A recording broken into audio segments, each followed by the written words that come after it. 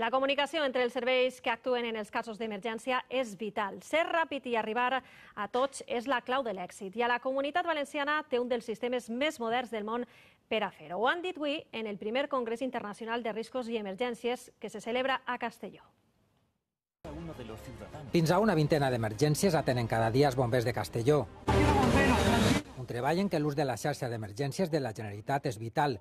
Connecta digitalment al 90% del territori, policia, bombers, protecció civil i serveis d'emergència. Se sigue trabajando para perfeccionar esta red y bueno, en este momento creo que se podría decir que estamos en un nivel puntero a nivel mundial en el tema de comunicaciones. 500 bombers de tot el món comparteixen experiències per a millorar la resposta davant de qualsevol emergència.